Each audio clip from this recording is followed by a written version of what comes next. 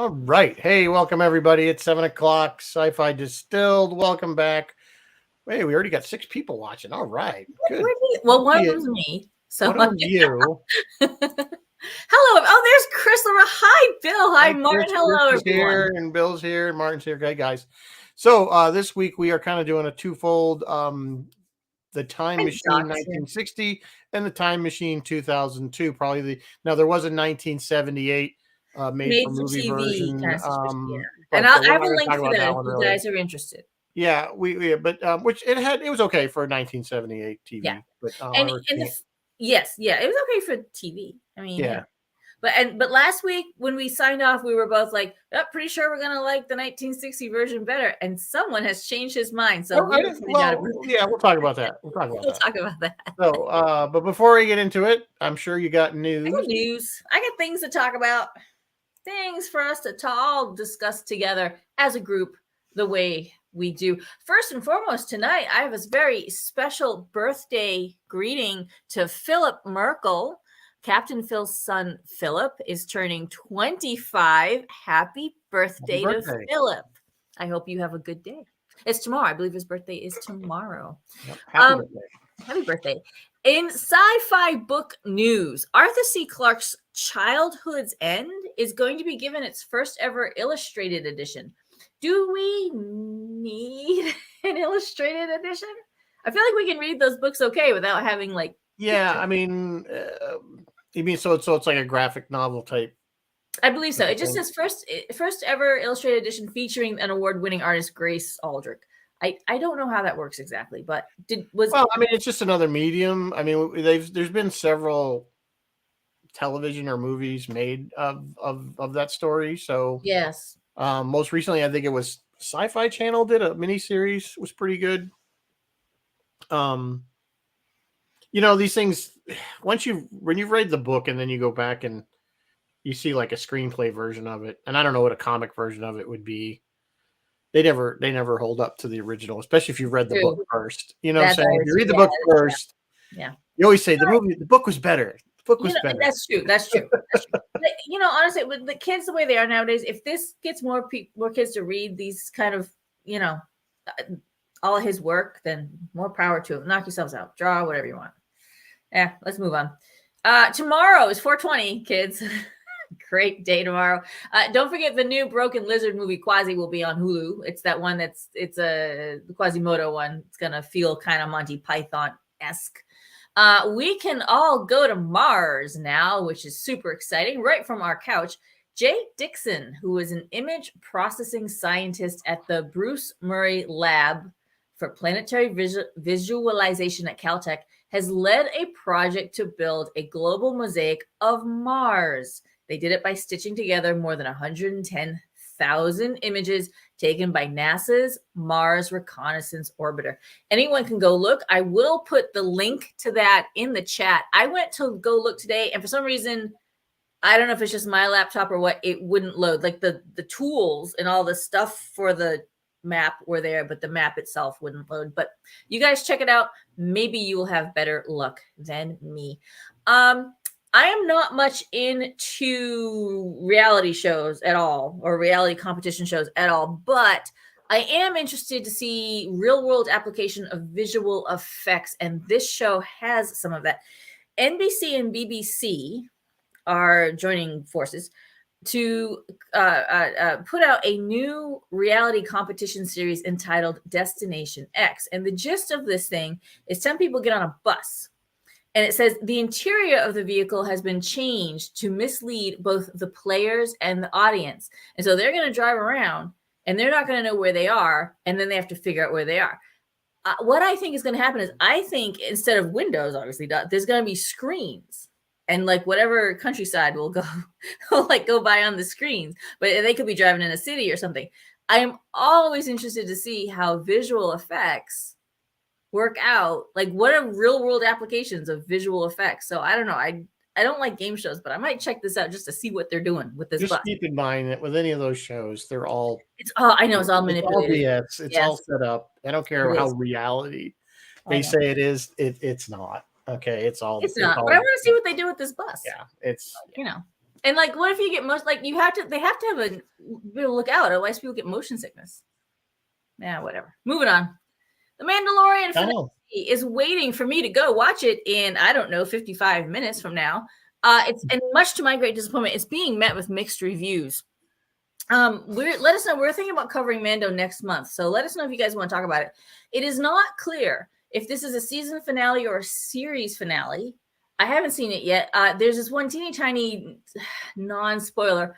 Giancarlo, I love the name Giancarlo. Giancarlo Esposito said he broke 5 dark sabers on set filming whatever it is that we're all about to see tonight. So it should be interesting. I'd like to discuss this season of Mando. Okay. Well, we'll do that maybe May 3rd. May 3rd, May 10th, somewhere in or there. May 10th. I think, yeah, that's right. We say May 3, May 10th. After Star Wars Day. I have Star Wars news. Version. Let's do all the Star Wars news. All kinds of Star Wars news. After the series finale tomorrow of Star Trek Picard, if you guys are interested, you can join executive producer Terry Matalas on Reddit for an AMA and ask me anything. It will be, I'm lying to you, it's not tomorrow. My bad. It's Friday, April 21st at 10 a.m. Pacific.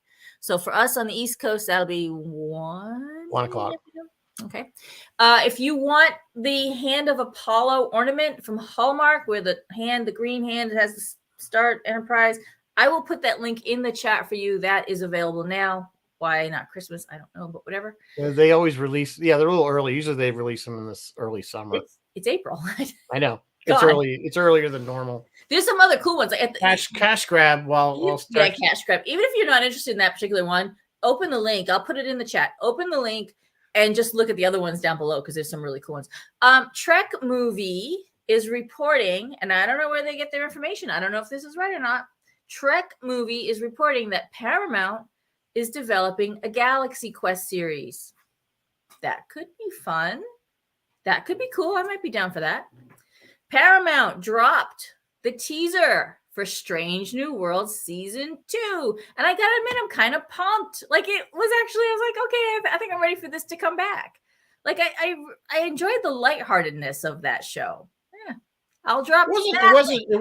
It wasn't horrible. It had things that could be better. Definitely, they have their tongue firmly planted in their cheek. Like I said, it still had Kurtzman stink all over it. It did. It did. But in the teaser, there's a shot where James Kirk, that guy who I don't remember the actor's name. I'm sorry, is struggling with a revolving door, and Chong, Sung character is like, you don't know how revolving doors work. He's like, I'm from space, and it was very, very it was very, very Shatner. I could see it. That could have happened in the one with the whales. It absolutely could have. It was funny. Okay, well, that's June, I believe, right? June 15th. I will drop that link. I have so many links to drop in the chat. And there's going to be a big gap on Star Trek. A couple months and a half. There's going to be a gap. And from what was I literally just saying 2 weeks ago news, Paramount has pulled the trigger and announced Star Trek Section 31 movie. Right, yeah. Did I not just say on this very program a couple weeks ago that they were going to move to movies and miniseries? That's what they're doing. Michelle put out a statement saying, I'm finally seeing JoJo get her moment. Shows the power of never giving up on your dreams. I don't know that Star Trek is really one of Michelle's dreams, but okay. She says, I can't wait to show you what's in store. Until then, live long and prosper, unless JoJo decrees otherwise. The release specifically mentioned JoJo would be facing the sins of her past. I don't know how I feel about that. Like, I don't want to go back and rehash her being a mean emperor all over again. Like, can we just move forward from the time when she... everything with Paramount / CBS, I have a very, very, very cautious opinion. It's just, I'm not getting excited because I've been disappointed too many times. Yeah, that's true. That's true. So we'll just see what it is. It'll be what it is. I don't want to face any sins of any past. I want to move forward and go forward. Yeah, they go back to the well. It's a Paramount CBS thing. We like the well. The wells. Here's the thing. Yeah, they do. But see, the way, like, Metalis just did a whole bunch of fan service, and I was okay with it. But Disco brought the Guardian Forever, and I was like, It You just have to all do. You see, depends the on thing how is, fan service for fan service sake is not really the best. I mean, like the way they did it in Disco was terrible because it was just being stuck in there yes, it without was any real wedged thought. in. Yeah. Picard, of course, was being Picard this whole season, and we'll talk about it. Of course, is just We will talk about it. all fan service. I mean, the whole thing is just one. You know what I'm saying? It's like there's the story is okay, but that's really not It was why this one season fan is service. about. It was like fan service bombs being dropped, but at least Yeah, each bomb moved the story forward. Like it yeah. just I I don't know, mean, it worked somehow. yeah. I don't know. We could talk I don't know. about it when we We'll get talk about to it. And Picard. finally tonight, next week, or maybe it's actually technically this week, but I believe it's next week. Next week we mark our 3rd year. 3 years of doing this show. I don't know how that happened. Yeah, there he is, and thank you to those who've been here. Thank you to all of you, everyone watching now. Thank each and every one of Thank you. you. Yeah, it was. We never thought anybody would. I would We never didn't see thought anyone we would would watch. be We doing were it. like, whatever. We'll This just do all it. was a result of COVID. So This was all a result of something to do. we won't have any special presentations or anything like that, but I will put up on Facebook some of our I'm going to give you some best of options, and you can tell us what you think. Like, if you can tell us who do you think our best celebrity guest was, our best like recurring, when We we didn't have that many, so let's. our recurring, we don't have that many, so it's just a few to choose from.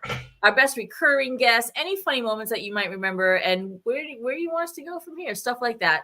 So look for that to go up on Facebook at some point between now and next Wednesday. Rizzo, what are we drinking as we cruise through We are time drinking. tonight? We are the Time Traveler, of course. So you got your Jamaican rum, vodka, triple sec. It's probably lime juice, lemon juice, kind of sweet. A little simple syrup in there, sugar syrup, and lime for a garnish. What does triple sec taste like again? Triple sec is it's kind of citrusy. Citrusy, yeah. Right. So anyway, it might be a good one. Might be good. Hi, Sue. So anyway, all right. How do we want? You want to start with 1960, go chronological, or you want to start with 2000? Or do you want to start? You want to do it main character, like Eloy by Eloy, Morlock by Morlock, actual machine versus machine. Well, I think if we can start there. I mean, I think both props in both movies were brilliant. Clearly, the 2002 took a lot of elements from the 1960 version. Yes. And from the original H.G. Wells book, there wasn't a lot of description. There was something about that there was kind of these brass pipes, and so they took some of that. But a lot of the rest of it really came out of the 1960s. The designer and of course the George Powell, who was the director, his vision of what he felt the time machine. He was very into, like, as a kid, into tobogganing and sledding, and he felt that the time machine should be that's right. It did. It looked like a sled, didn't it? So that's how they designed it. And of course, clearly the 2002 version took a lot of elements with the spinning parts and everything. But I really like the 2002 recreation of it. Not only did it, I love the fact that it kind of was in this bubble once it was running, and the little legs would come up, and like the landing gear would come up. But I think I really liked about the 2002 version. Clearly, the 1961 was very Victorian. Yes, very Victorian. That very had that look to it. Whereas the 2002 was of that era, but more steampunk. And actually, I think was driven by steam. There were some steam elements to it because it seemed to make that sound. Yeah. But the crystal, instead of you working in the crystal, which was in the 1960s, was the control. The crystal was the whole discs that would spin, and I thought it was brilliant. Apparently, it was one of the most expensive prop ever built for a film up to that at that time. I cannot believe 2002. That. It was pretty well. You remember the other thing I really liked about the newer one? Did it do other things, or did all those wheels? Did the number wheels actually spin? I don't know how functional everything was. I didn't see anything on that. I'm sure it's out there. But the fact that, like, it made more sense to me on that version for the era that it was supposed to be built, where the numbers were on wheels and it would spin, rather than a screen that they did the stop action the way they did in 1960. Again, I'm not taking anything away from the 1961. I just think they did a really brilliant job on the 2002 version. It was cool. I completely agree. The 1960 was iconic. Even people who clearly iconic. Most people know what it is. Right. It's like seeing the TARDIS. It went through such a its time where, when it was, of course, it was housed at MGM's prop house for quite a while, until about the 70s. It went up for auction, was auctioned off, I think, for about $10,000. I think it went for, and the guy who bought it, took it on like a road show with he bought like the submarine from the movie Atlantis, I guess, Yeah. and took it on some kind of like road show thing where you'd kind of pay, I don't know. And then it kind of, I guess he was in financial straits and he sold it to somebody, and it kind of got lost to time for a while. Like nobody knew where it was. How And appropriate. ironically, it showed up in a thrift shop somewhere in California, I believe. And of course, the guys that were originally dealing with it went and found it, and it was in very poor shape. The chair was missing. Apparently, the second guy that bought it sold the chair to somebody that thought it was a real barber's chair, because that's what it was modeled after. The chair itself was modeled after a barber's chair, but it was never actually a barber's chair. It was something they built. So anyway, some idiot bought a barber's chair that wasn't a barber's chair. That's actually probably worth more, whoever has it, if it still exists anywhere. So they eventually restored it. Which one of the people who restored it, Rhodes, was DC Fontana. Dorothy Fontana was working on that one. All right. Yeah, and I think even David Gerrold had something to do with it. He probably did, yeah. And I do have to just super quick shout out. If you've seen the Big Bang episode, you know what I'm talking about. Yeah. The boys in Big Bang Theory, the boys get hold of it somehow. I'm pretty sure that's not the original one. I don't know if it is or not. Replica. The scene was so cute. Like, do you guys remember the scene? I think Sheldon sitting in the chair, and the boys around him start doing things like really, really fast, as if time has sped up. It's the cutest thing. Right. So they did a lot of brilliant things in the 1960 version. Of course, the way a lot of that was stop action. When you saw the candle, that wasn't just time lapse. That was actually stop action. They did that. They did paint it. They would shift the painting is what. Yeah, when they saw the apple tree grow, the flowers, that was all paintings that they did. The guy would just. He would literally. They said they locked the camera down, and the guy would paint, and then they take their shots, and then he'd paint some more, and he just kept painting. And they paint a little bigger apple. I mean, it's really brilliant. It's really done especially when you consider it's 1960. It was really done really well. Even like I think they said the light was just the sun going by was just a light on a track that they would move across, the window.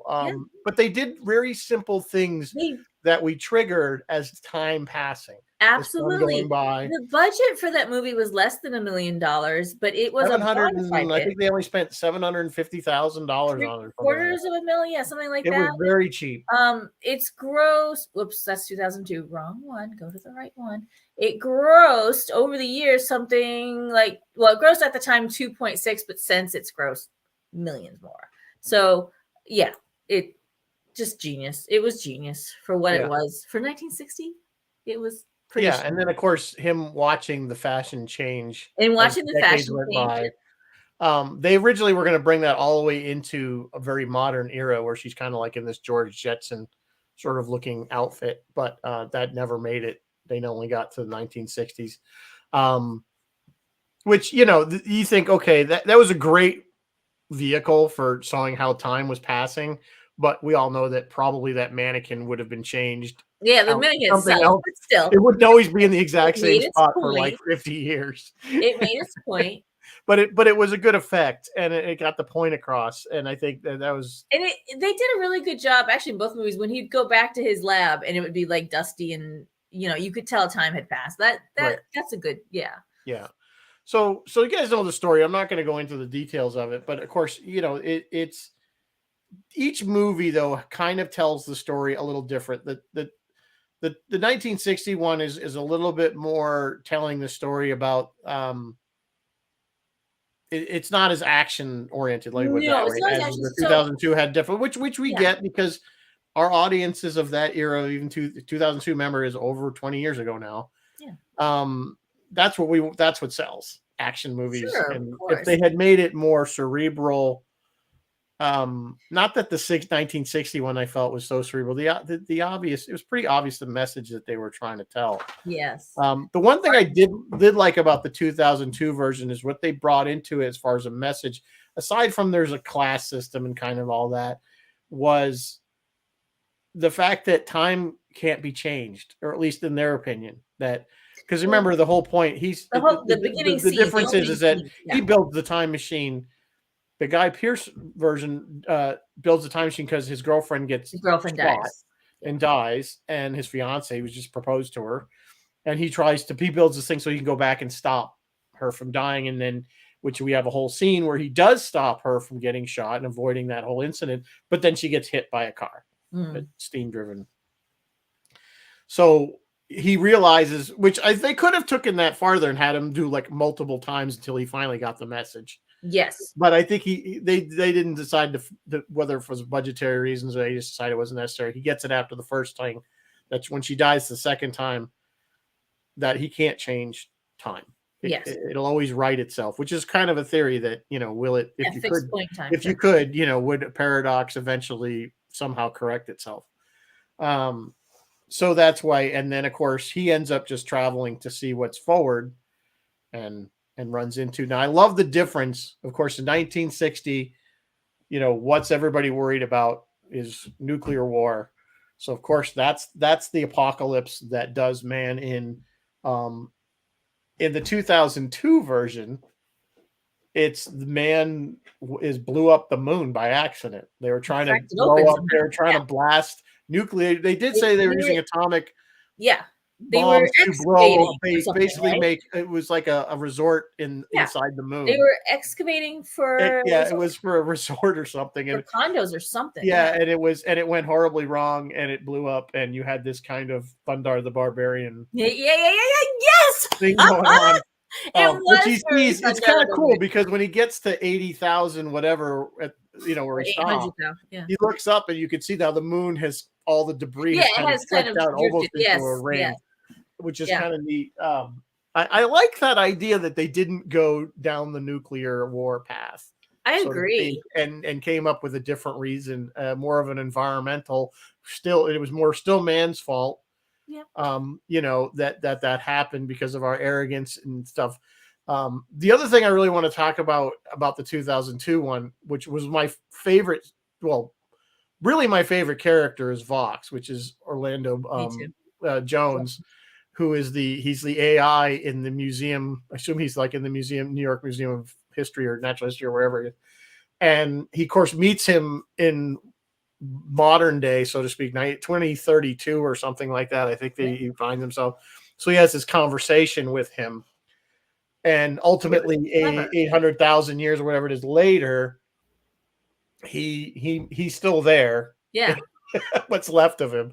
And there's that great scene where he's like, where you can kind of see Vox's character kind of think inwardly. He's like, I remember everything. I remember the 6-year-old girl that asked me about dinosaurs. I remember you. Yeah. You want to know about time that travel. was great. I love that scene. I really thought that was a brilliant scene. It was brilliant. It was really great. And I really Vox is there for exposition, but I thought it was brilliant exposition as compared to the ring. You guys remember in the 1960 version, they would spin those rings and it was like a recording, I guess. Yeah, it must have been a recording. Yeah, they were recording. The voice would talk. And so I actually really like the Vox. If you need some exposition, I'll go the Vox route any day. Yeah, those are put in there just exactly for the audience to explain what happened. Yeah. In the book, those things never happened. In the book, it was just the time traveler. Yeah. He was just making kind of a hypothesis about what he felt happened by what he was seeing, and because it was all kind of third person, him talking to the reader. Vox and the rings were just exposition, but they were fantastic exposition. I thought. There's a great scene where he's talking to him because he asks him, "I want to know about time travel." And he's like, "Oh," and he goes, "Oh, what?" And he mentions the H.G. Wells book and everything like that. And he goes, "There were so many versions of the story, and there was the musical by Rodgers and Hammerstein or whatever it was." Yeah, he starts singing. He starts singing versions of songs. None of that exists. I literally had to look up the Time Machine, the musical, because I was almost. Was there one? Yeah, is there a Time Machine musical? And the first thing that comes up was there is not. It was false. It was just made up for the film. Funny. So, and of course, Orlando Jones is a comedian to begin with. So, of course, he starts singing a song from this thing, and of course, it's like he's on these like glass panels, sort of thing, and he's on all of them singing, and he's like, "Stop!" No practical application. And then did you catch there's him? the He's name. like at the end when Alex leaves, he's like, "Live long and prosper." It was cute. The only thing, and I was joking about this before we started the show. The only thing about Vox, as clever as an idea as he is, what was his power source? Yeah, well, I mean, what was the power source of the rings? But you They spun it. clearly Power had to have source some, of the because when he rings was spun it, probably the light kinetic. It was came probably on. kinetic. You know what I mean? Like, Well, no, but there was like a light that shone down on it when he Mm. spun it, and it followed it around. Good So, point. it could have been, who knows, solar batteries, fusion, fission, something. Who knows? Yeah. Anyway, Oh, no. I agree It's with not everything. important at this point what the power source was. You're right. It probably Yeah. wouldn't still work It at wouldn't that matter. long a time. And maybe he was solar. I don't know. It doesn't matter. The point is. But anyway, That's right, I Martin. agree They with. are doing a musical for Back to the Future. Oh, great. That's good. So here's the question. We've Yeah. talked about the time machines, Yes. but how does it compare to the DeLorean? If you're gonna build a time machine, the DeLorean. I gotta say the DeLorean beats them both. I gotta say, yeah, DeLorean probably beats them both. The DeLorean was brilliant, and I always said, if you're gonna make it, if I know it moves in space, but or in time, you got to make it move in space too. But if it's time in relative dimension of space, suddenly it's a TARDIS. Well, now it's a TARDIS, but that's different. That's completely right. But it has to move. It has to move within space as well as time. Hey, if you're gonna go, you may as well go. I mean, yeah. Well, because you figure if he's in one, what happens if when he stops, it's solid rock, like it did, and then he would be in the '60s version, wasn't he covered in lava? He was covered, but you assume that the time bubble was protecting him at that point. Theoretically, I don't know. Whatever. But or if a mountain grew up, like if he was on top of a mountain and the mountain eroded, he would be. I guess I didn't understand what I was seeing in 2002 because I thought I saw an ice age happen in there, but maybe I didn't. I don't know. Well, I mean, it moved pretty quick, but I mean, yeah, the Hot Tub Time Machine, that was a good movie. Funny. Hot Tub Time Machine was funny. Martin Ben, which 3 books would you take? Because we'll everybody ruminate on that for a minute. I just want to say, Rizzo, I agree with you. Like I said last week, we were pretty sure we would like 1960 better. This week we're both like, hey, there is something to 2002. Well, again, 1960 is a great film. I don't want to take anything away from 1960 film, but we have to put it in its context. First of all, it is. How old is it now? Gosh, it's 60, 62, 63 years old, and so it's definitely a product of its era. Sure. Eloy are very Aryan, white, blonde, blue, kind of. That there's no segregation in it. Yeah, it was very. They were. And I felt the 2002 Eloy were a little bit more believable. At least they were a little on the ball. They were smarter and they were definitely more believable, I think. But, and I don't, I did like in the 1960s that they used the air raid siren. Yeah, I actually kind of that. It was very. I like that because it drove the theme home. It drove the themes home. Right. If you go back to the book and you go back to the 1960, what H.G. Wells was trying to say about class, like the themes of the book were go down past the news, Mary Beth, were about inequality in social classes and like human and like technology and progress, and then lay that on. So I feel like those themes were driven home a little bit more clearly in the 1960s version, particularly with the Eloy and the Morlock. I thought that was so much clearer. Technology and progress versus nature, and fear versus kindness, social classes, all of that's driven home a little bit more clearly in the 1960s than it is in 2002. But both movies are. Well, I mean, it was in the 1960s version too. It was more like it was cattle and farmer, because the Morlocks were providing all the food, the clothing, but everything for them, so that. But you notice you never note one thing you didn't see, which didn't make any sense, was children. If they were replenishing the stock, there had to be people making babies. Yeah, I suppose that's true. Therefore, what happened to the thing about the Eloy is we not only children. That was actually kind of weird. They were so complacent as to not care. She was ostensibly drowning. Yeah, nobody was even bothering to lift. Although you do see her swim at one point, but that's not the point. She's ostensibly drowning, and they're just sitting there on the rocks looking at her. Like that's how just right, because they're basically sheep. Yeah, because I'm saying even sheep have to breed, but we didn't see the children.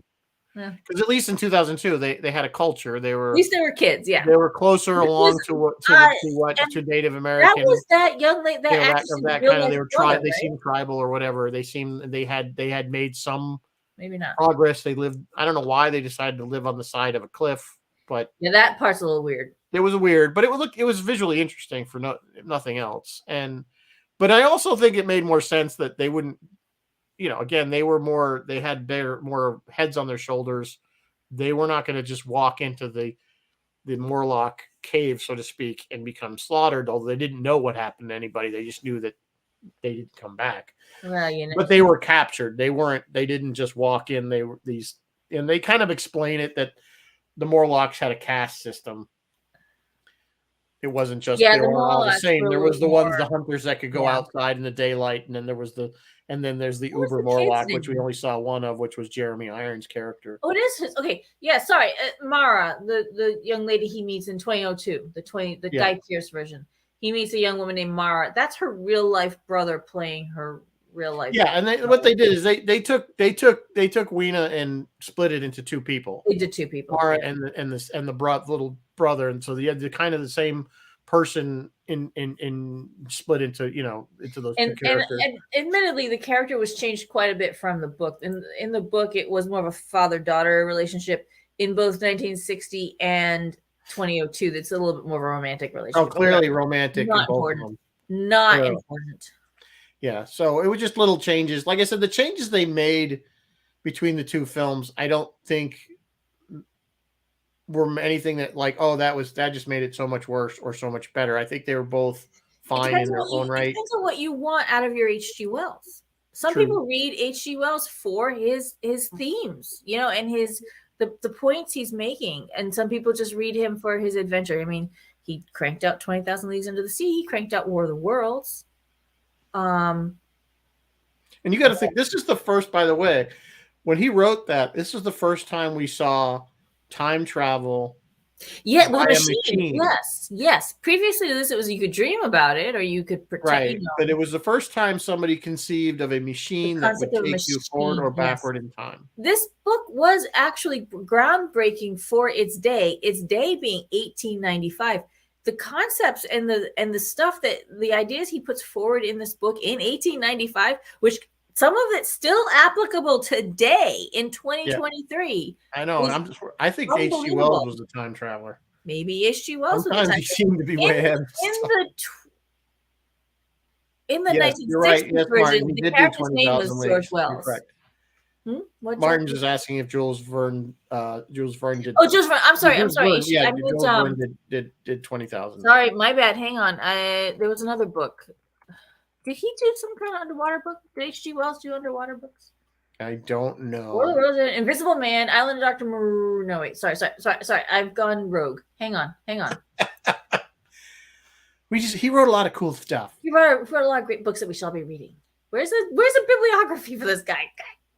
It's funny thing in the 2002 movie, if you look in the lab, you'll see a couple of pictures of actual H.G. Wells.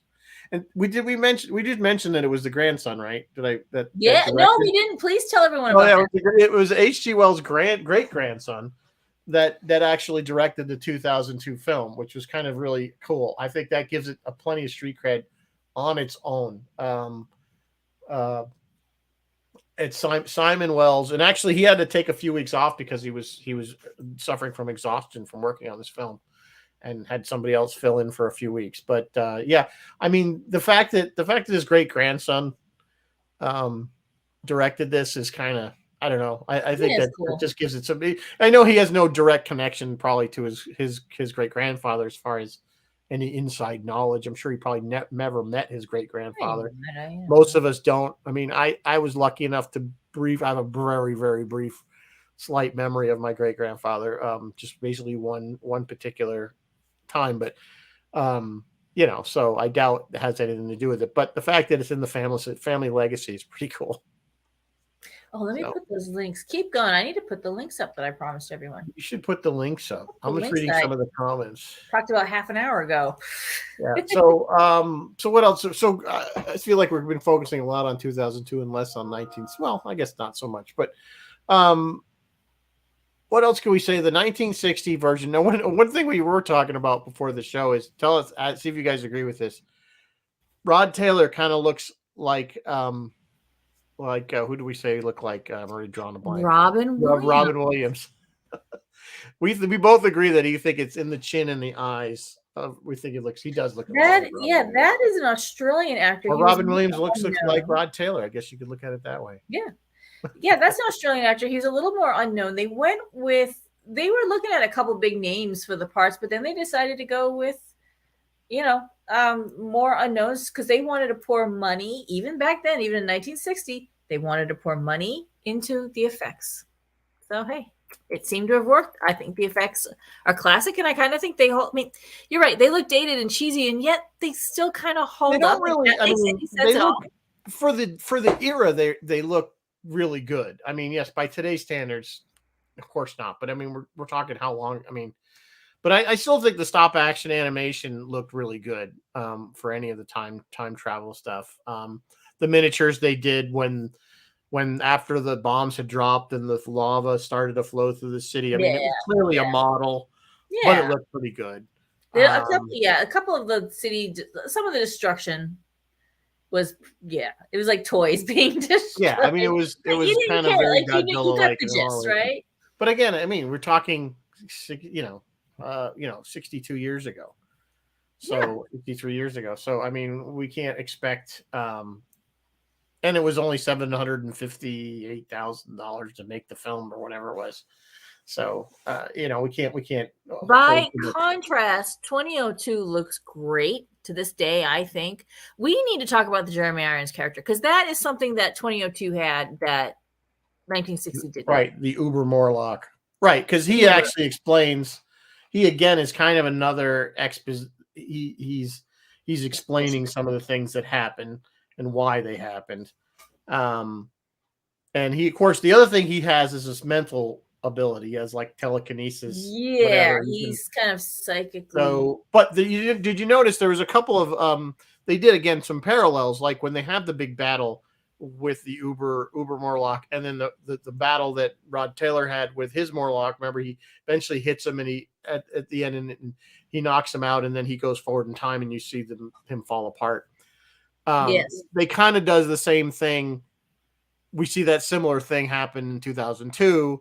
Where the time machine's running, they're both in the time machine while it's running, and he kind of eventually kicks him out, and the only thing he's holding on is by his arm, and of course, the hand that's within the field is staying normal, but the rest of him ages and dies. Seems like anything that goes outside the bubble should be dead.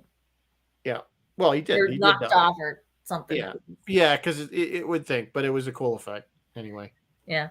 Well, it's like in the 2002 version, he's going through time and he drops his the necklace, the locket or whatever, with the picture of his girlfriend, and he stops and he watches it eventually disintegrate or whatever. Yeah. Why didn't you just stop? You could just back up. You just stop. Yeah, you're in a time machine. you stop, pick it up, go forward again. While I am thinking of it and putting links up, I'm going to put a link up to something Chris LaRoche was kind enough to remind us and tell us about. There is a little known mini sequel.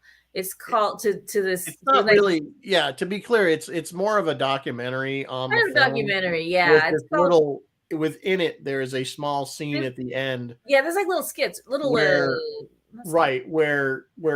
George Wells, or Rod Taylor's character, goes back to his lab, but he's now older, of course, whatever he was when it was made. I think it's like 1992, 93.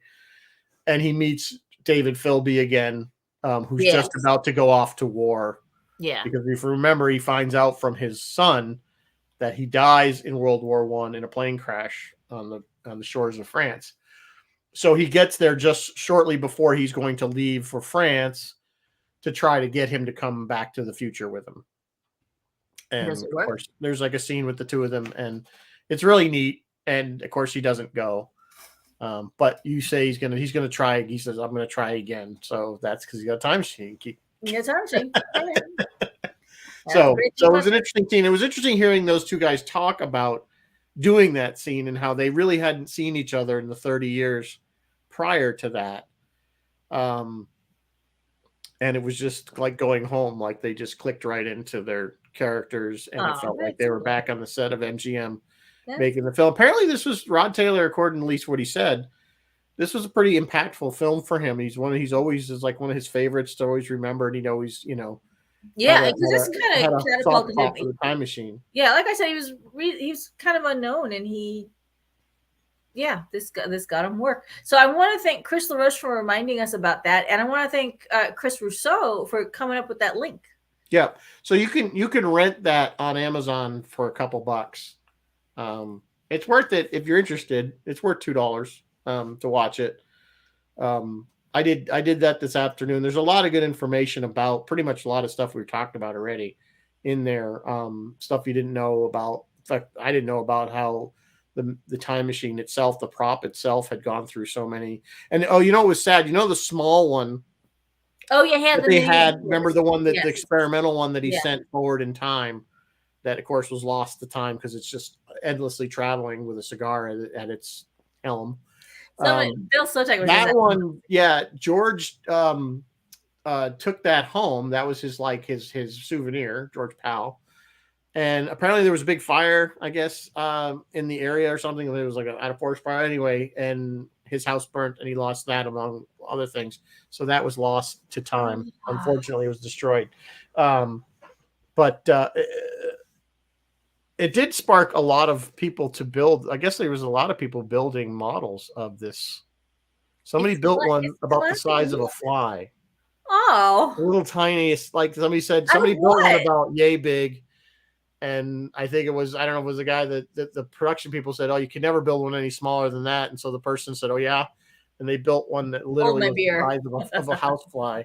I don't know how they could build something that small, but the 1960s one is a classic look. It looks cool. Yeah, and there was a lot of cool things about it. Like if you notice, like on the dish, there was like all these like little bumps or dots. Yes, there was 365 of those. Oh, really?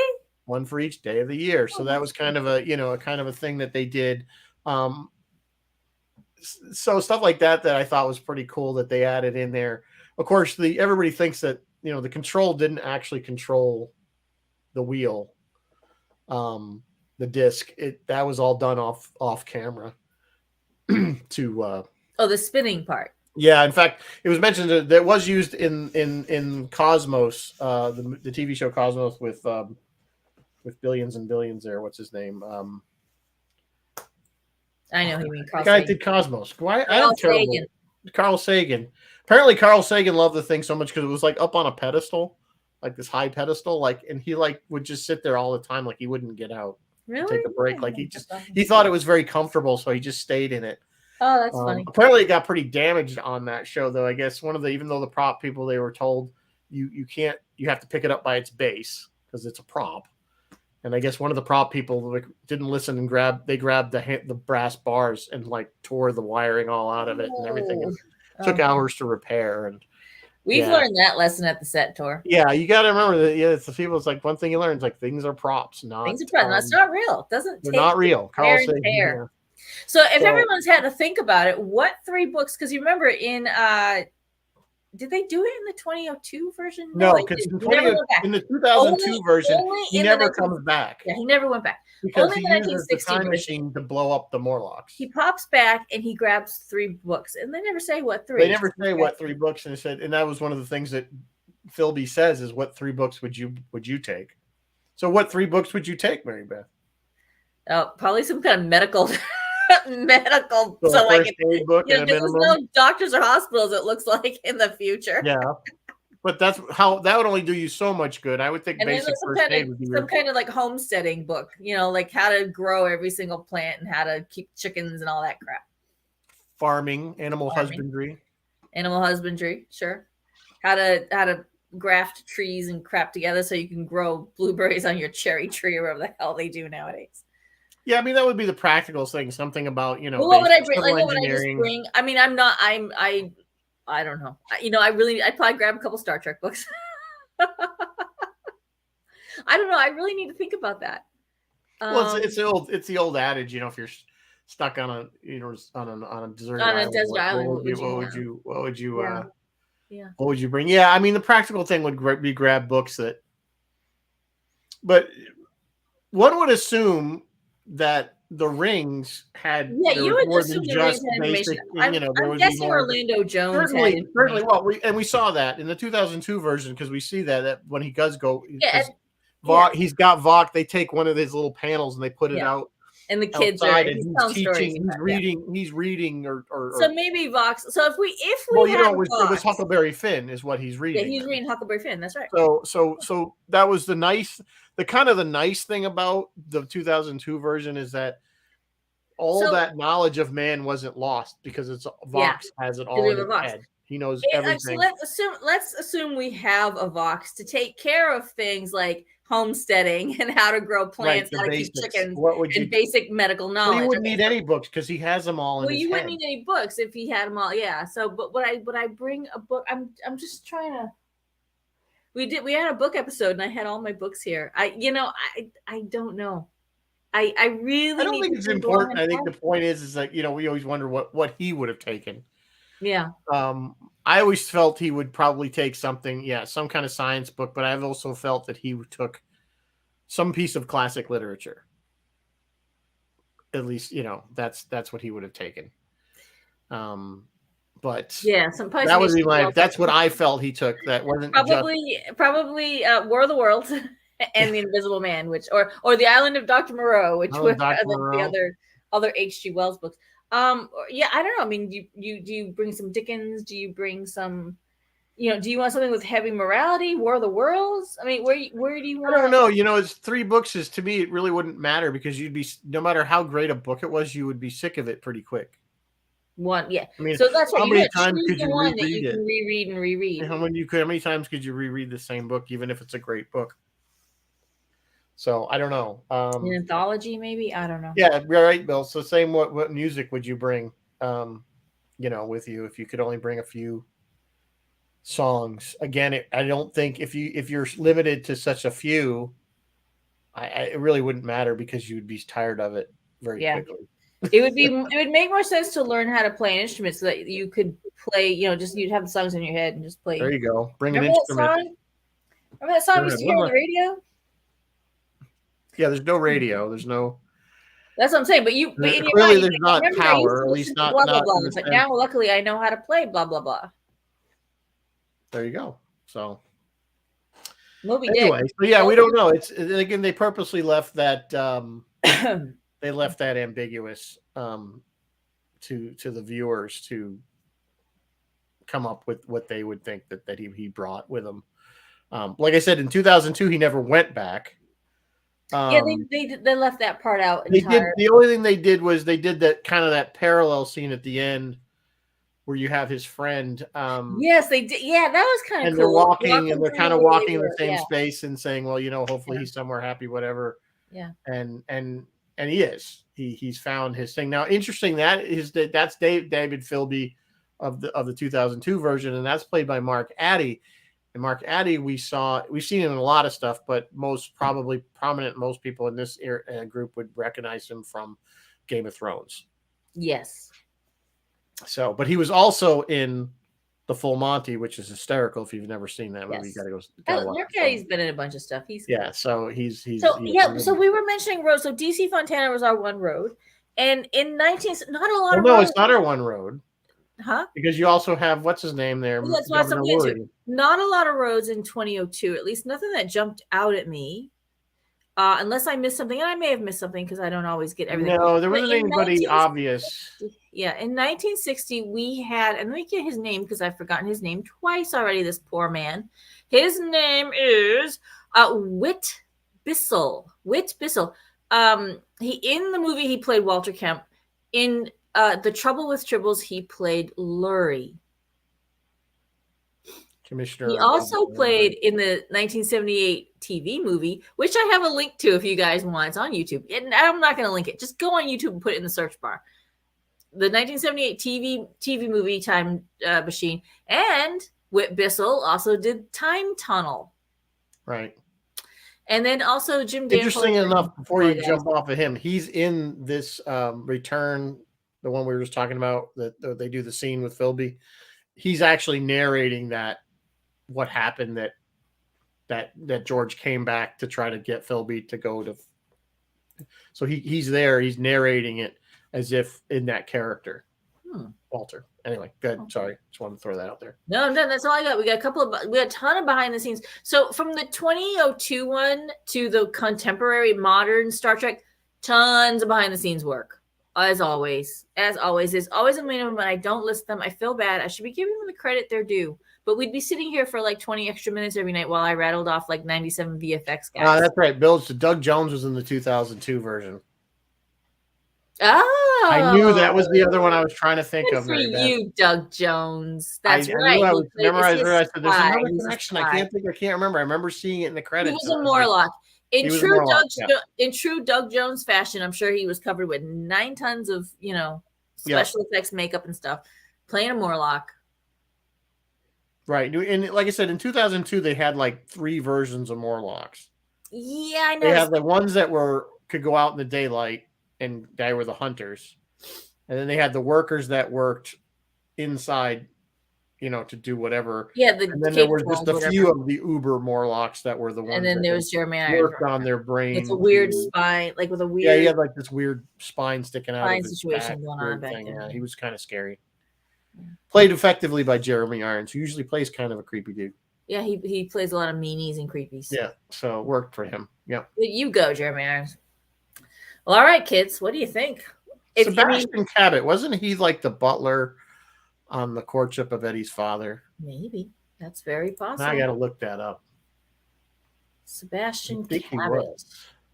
He looks like him, doesn't he? He does. If it's not him, he darn well looks like it. What year are we looking? My Three Sons. Maybe that's what I'm thinking of. No, Family Affair. Family Affair. That's what I'm thinking of. That's what you're thinking of, Family Affair.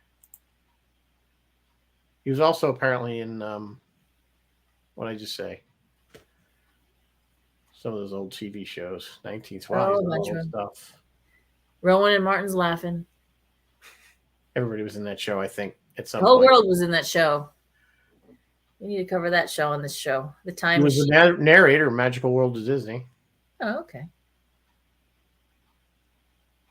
Yeah, Family Affair. You're right. That was one. Gunsmoke. Oh my God, he did a bunch. Gunsmoke, Three Musketeers, Alfred Hitchcock Presents. He was also the narrator for Winnie the Pooh. Good Lord, he started in 1935. My God, man. All right, kids, what do you think? Do you have any preferences, 1960 or 2002? Yeah, so I don't know, you guys. I know you're all going to say 1960 because it's this crowd. But a lot of our love for these older films comes because they were the first ones we saw. It's like I've always said about when people say whatever version of Star Trek is their favorite, it's because that's the one that introduced them to the genre or to the franchise. So and that's okay. I think we definitely hold a certain place in our heart for the original. We always will. But and I'm not taking anything away. I'm not saying really one is necessarily that much better or worse than the other. But I just think that the 2002 one deserves probably more credit than it's getting. When I rewatched it, I really enjoyed it. I watched it because I didn't feel like I had to watch it. You know what I'm saying? I was enjoying it. I'm like, this was actually pretty good. I thought it was really done well. And I think they took enough elements. And clearly, it's certainly an homage to the 1961. They took enough stuff from the 1961 that they were clearly trying to put justice. Bill has a fantastic question. It has been 21 years now. Is it due for another remake? No, I don't think it needs. Well, I mean, that doesn't mean they won't make one. I think the 2002 is modern enough with effects. The effects certainly hold up by today. I didn't see anything that went, ooh, that's ugly. Jeff didn't like Guy Pearce himself. I was okay. Really? I thought he was all right. He did a lot of his own stuff. I watched it first, but he kind of grew into the role. Yeah, I mean, I didn't have a problem with him. But, whatever. I like the take on it, though, that he was trying to, originally the idea was he was trying to save his girlfriend, his fiance rather, and he comes to the conclusion that time You is can't is change is a, is that. a given. It can't be changed. You can bend it a little bit, but you cannot change it. Which is something that the opposite they basically say in the 1960s, that you can change time, you Yes. can change things. So there's Although kind of that difference interestingly, there. that same concept, you can't change the past. We just talked about it last week in 12 Monkeys. Right, that it'll always end up writing itself. Mhm. That's always been kind of an also a thing. In this, the book is interesting enough because it did kick off the whole time travel kind of trope or vehicle for Mhm. storytelling. Sure. Um, And then it got used in abuse. it got used like most anything else, but it's interesting that that this film got made, and of course it was a time of spaceships. So it was an interesting take that they made this film in 1960 when you had a lot of films like Forbidden Planet and all these space moon type things, Yeah. going on. And they did this Victorian time machine version, so it was kind of interesting that they decided to do this film, but it was successful. And of course it's beloved and always, should be. It is Um, beloved and it should should it be. be remade again? Probably not. I don't know. I feel I that. don't see how you're going to do it any better than how it's been done. Well, I mean, yeah, we can't. This is one of those rare occasions where we really can't go back and make it exactly like the book, because the book was a lot of exposition and heavy commentary, and Right. there was deliberate vagary in the book. Like the ending is deliberately vague so you can draw your own conclusions. We cannot make it exactly like that. No, I don't think we want it. Wouldn't fit by We wouldn't today's, want, like you yeah, said, it today would, moviegoer wouldn't work. yeah, It's just like when they modernized, even the 2002 version has more action and stuff in yes, it than the 1960s yeah, version, because it's a product of its time. yes, No pun intended, but yeah, a little pun. little fun. But it is, you know what I'm saying? Of course, like anything else, anytime they remake a film, or it's always going to be kind of to fit the audience that's going to watch it. Yes, They didn't create the 2002 version because the people that watched it in 1960 or watched it in the we're 1970s clamoring or anything. Yeah, were like saying that wasn't the audience they were going for. Okay. exactly. They didn't, they were looking for a younger audience, just like Star Trek's trying to, they're modernizing it. As old farts don't like the new stuff because it's made for the newer generation. Whether it's good or bad is another show. But Oh, so we have to always take that into consideration when you're saying, "Oh, I don't like this film. I don't like the new one." But really, why is it you don't like it? Is it because you really think the original one is that much better, or is it just because were first exposed to that, you fell in love with that version, and you have this kind of image in your head of what it is, yep. when the reality is it's old, It's it's old. dated, And because there's a lot of dated stuff in as the you 1960s. just Like there's almost a few cringy parts in the yes. 1960s Oh yeah, there are, because it's, yeah. by But as today's you just standards. mentioned, a whole bunch of Star Trek fans are learning that very lesson right Yeah. now. Well, all right, coming up. So we're at the 8 o'clock. So I mean, Okay, I don't know if we need to wrap this. I mean, to final thoughts. I think we finally gave thoughts. I love both films. I don't think I have right this point. I have one that I like better than the other one. Honestly, I think I like them I'm both. leaning slightly toward 1960, but only in the themes and the overall what he's saying about things. Other than, but 2002 is easy to watch. It's fun. It's fun. Yeah, they're both That's it. great films. I No just heavy. saying, all I'm saying to our audience, if you haven't seen the 2002 one, or maybe if you haven't seen it in a long time, maybe give it another watch. Try to watch it with more of an open mind, and not don't try to keep comparing it to the 1960 version. Yes. So, anyway, all Coming up. right. So what does Phil and Roy and everybody Phil else and got Roy. going on? I'm only doing Phil and Roy tonight. I kind of gave up on Fez. Fez hasn't done anything in over a Hasn't year. done anything for a while. Roy, Phil. We do Phil first. Phil has Roy.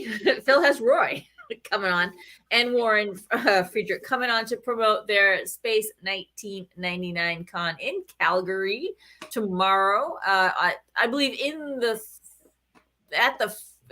4 o'clock hour. I believe that's going to happen. And his buddies at Astra are going to be on at 3 o'clock. And then Friday night, Phil will be playing. He will be replaying Paul Levinson's radio play, Real Life, if you guys want to check that out. Roy is going to have a very special Thursday night episode. He's going to do the 1960 science fiction horror film Village of the Damned. And then Friday night, he's going to try to get that Austin Powers ones that got rescheduled from whenever it was supposed to be last week. So I think Friday night he'll do Austin Powers. He's doing a back-to-back. He's doing back-to-back. He's crazy, that one. Once a week's enough for me.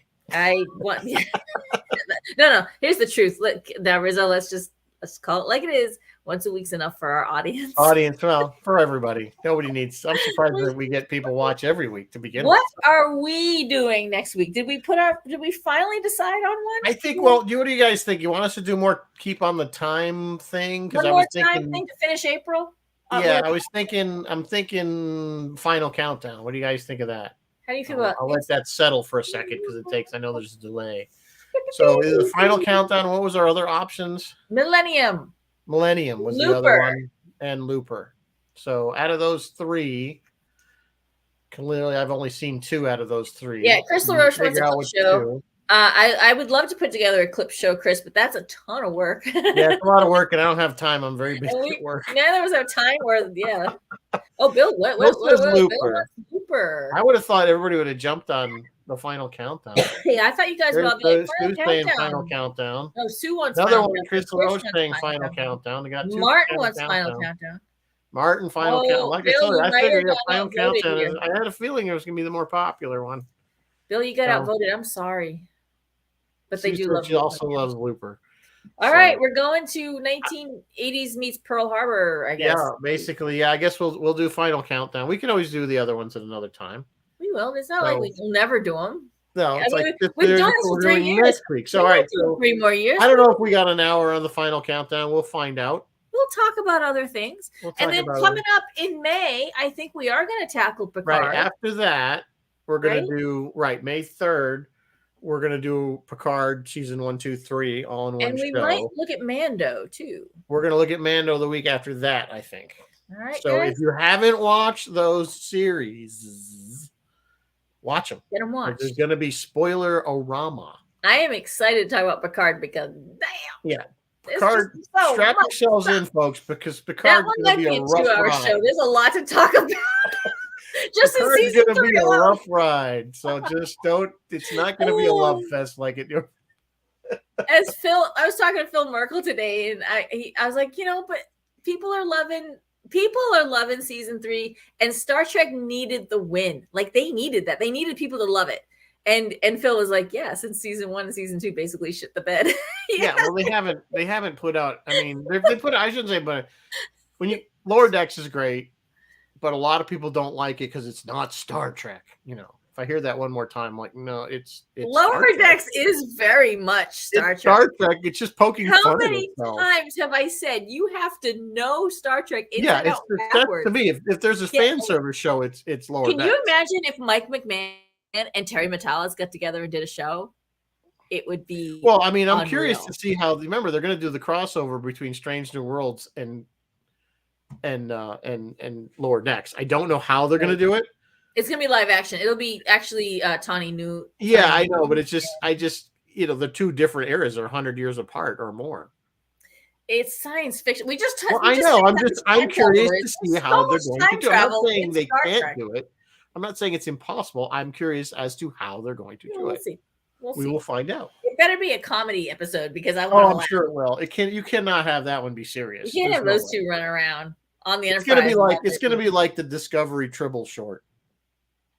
Maybe it'll be actually set in Lower Decks era, and this is remember how like at the end of Enterprise, it'd be like a holodeck thing. Riker and Deanna Troi. It'd be like a holodeck thing. Yeah, that would be funny. They could get away with that. Yeah.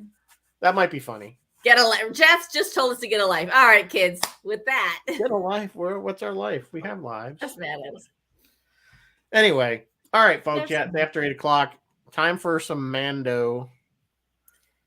I'm so excited. I can't wait till Ahsoka. I'm just so excited. I'm so excited. I know. I still get excited about this stuff. Isn't that funny? 56 it's years good. old and still a No, Star it Wars. reminds you you're Still still alive. a 10-year-old kid You watching still have Star Wars. imagination and you're not dead yet. That's really all Yeah. I ask for. Okay. All right. Well, we'll see you next week with the final countdown. Until then, live long and prosper. Bye, guys. Good night.